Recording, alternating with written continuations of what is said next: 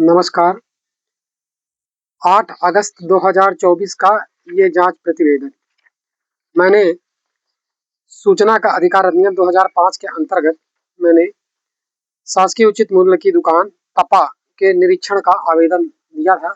इसके अतिरिक्त मैंने रामपुर बघेलान में विभिन्न दुकानों के निरीक्षण का आवेदन दिया था, जिसमें 7 अगस्त 2024 को सेवा सहकारी समिति मर्यादित तपा द्वारा संचालित शासकीय उचित मूल्य दुकान तपा कोड 120-30-56 में खाद्यान्न आवंटन का भौतिक सत्यापन, भंडारण व खाद्यान्न वितरण की आकस्मिक जांच हेतु ये ब्रजेश पांडे कनिष्ठ खाद्य आपूर्ति का प्रतिवेदन है। आकस्मिक जांच मेरे द्वारा दुकान संचालन स्थल पर उपस्थित होकर श्री त्रिपाठी व अन्य सदस्यों हितग्राहियों की उपस्थिति में किया गया। जांच में पाए गए तथ्य वस्तुस्थिति निम्नानुसार है।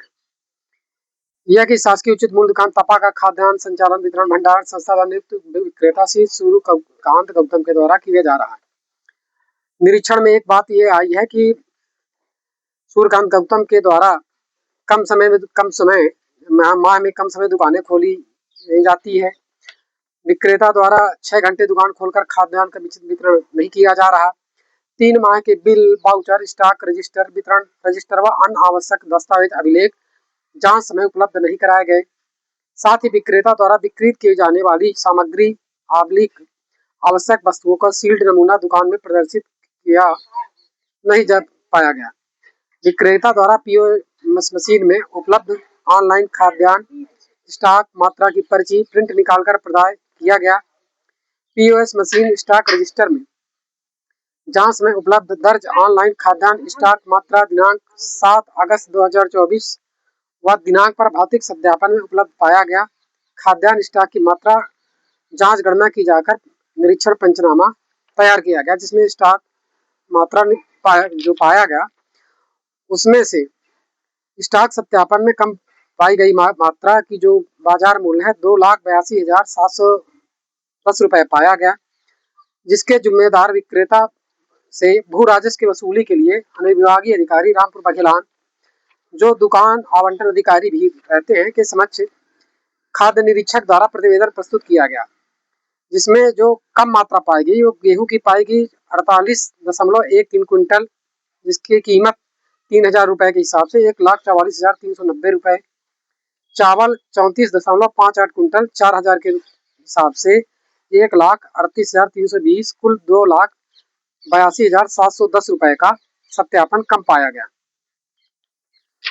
और इसके अतिरिक्त गेहूं का जो पीओएस मशीन में दर्ज था 61.63 क्विंटल, भौतिक सत्यापन में कम मात्रा पाई गई 13.50 क्विंटल, और अंतर जो आया भौतिक सत्यापन में पाई गई मात्रा 13.5 क्विंटल, अंतर था 48.13 क्विंटल। चावल था पीओएस मशीन में जो दर्ज था 44.38, सत्यापन में पाया गया 9.50 क्विंटल, अंतर पाया गया 34.51 क्विंटल।